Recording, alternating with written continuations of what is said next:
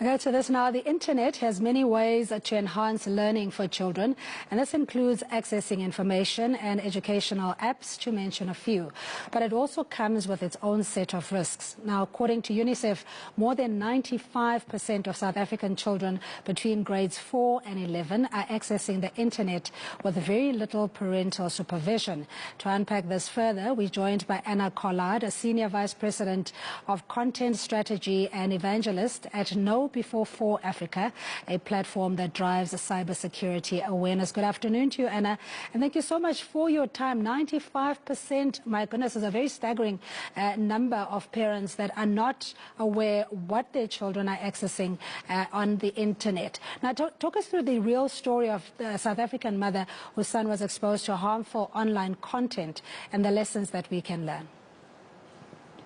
Yeah, thanks so much for having me. So this happened to someone that's a friend of mine or acquaintance, and she told me that she's got two children, two boys, aged 12 and 9 years old, and the 12-year-old was sent a WhatsApp message onto his iPad. And now this is a woman she's very involved in her kids, and she set up parental controls on those devices, but at some point she said it got too much to her. Like we all, I'm also a mother, I know it is getting a bit much, so she switched off the parental control software thinking that she can trust her kids, and what she did do though is look at the browsing history. Like she had a look at what the boy was looking at, and she found, and those were her words, like she said to me, Anna, if you saw what I saw, what he looked at, you would need counseling, because it's such violent and horrific kind of content, including child pornography. And the awful thing is that it's not that he's a 12-year-old boy, he doesn't even know what that stands for, and he wasn't actively looking for that, but he was sent that content via a WhatsApp group that he happened to be part of. And I think this is just to show, and now they actually went into counseling because it was so disturbing. And I think this example just highlights the risks that come with children that are not, they're not out there to look at this or actively looking for harmful content, but just by the pure nature of being part of groups, by being able to go wherever they want, they will inadvertently be exposed to harmful content. And you speak of that, Anna. Yeah, you speak of that it tends to, I think it's the algorithm. It tends to direct you or redirect you to something else as opposed to what you initially were looking for. So when my children were also younger and we do all these school projects, the show and tell, you would type in a particular keyword, let's say the big five or what have you, and then the top of the search would be the legitimate site. But then, if you continue further, then you find that then it becomes a bit dark, and you can then find yourself in very unpalatable content. 100%, and you mentioned the algorithms, and something that we need to keep in mind is that the TikToks, the Instagrams, all of these platform providers, it's in their best interest to keep our kids and ourselves as glued on these devices for as long as possible, because then they can service more advertising. So what's also, it's called the attention economy, right? So they do anything in their power to get our attention. And how do we get our attention?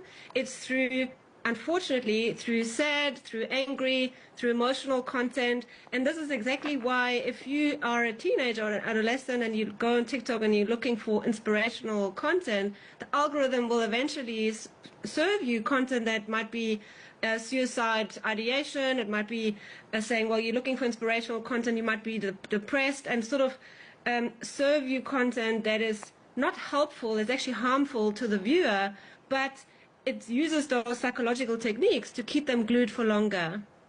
Okay, let's talk about parental control and the absence thereof, whether this is a case of generational, I suppose maybe generational gap. In other words, the Gen Zs and the Gen X, and whether parents have the technicalities or the savviness to navigate these kind of instruments. Why is it that there's such little parental control on these devices?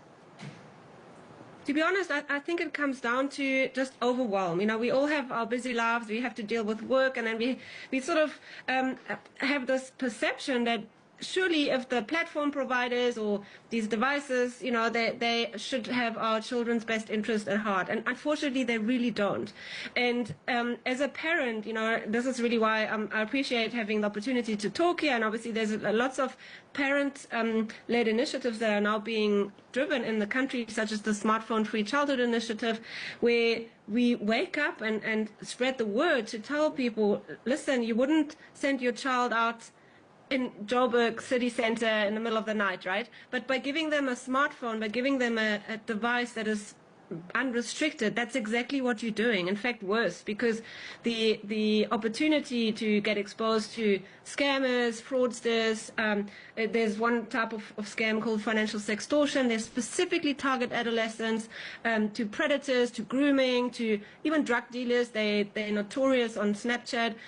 So it's this whole underbelly that is horrible and that we're exposing our children to, that a lot of parents are either not aware of, or even if they're aware of, it's sort of overwhelming to deal with and kind of understanding how to prevent this from happening.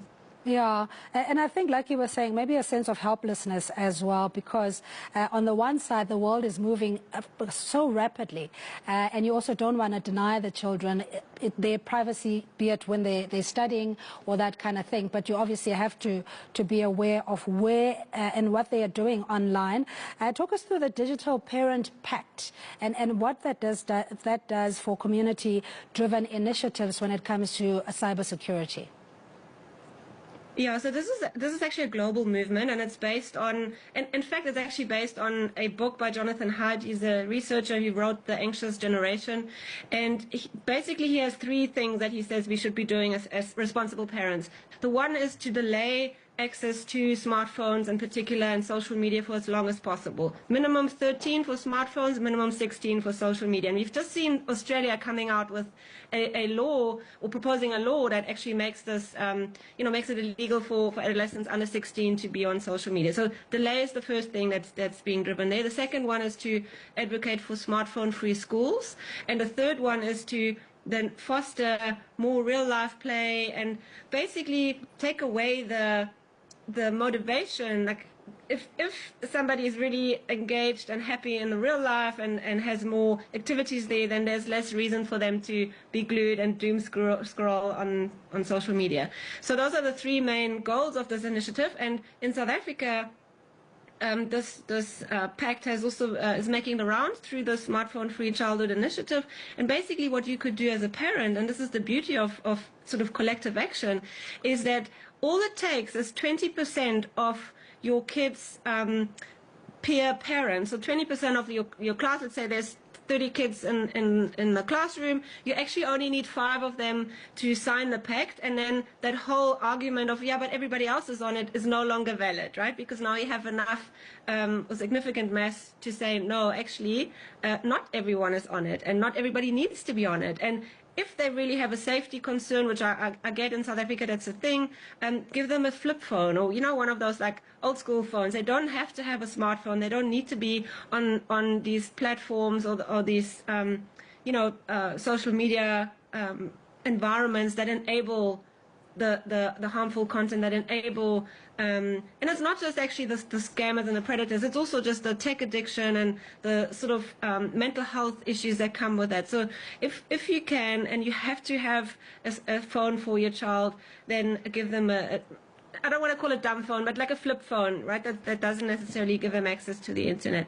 If it's too late, like let's say if the child already has a tablet or a smartphone, then absolutely as a parent, we have to sit down and become more aware of the risks involved, and then enable the inherent parental controls, or even better, and if you can afford it, to install like a software like Bark, for example, that does a better job in really specifying details in terms of what is harmful, what is not, like how much time can the child spend in which application, etc.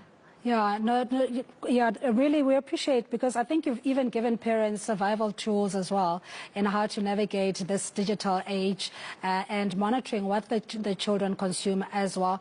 A part of a strategy is also to follow them on social media if they're old enough to have those accounts. But Anna, then I have to leave it there. Thank you very much for your time. That's Anna Collard, a Senior Vice President of Content Strategy and Evangelist at Know Before 4 Africa. We'll take a break. We'll see you shortly.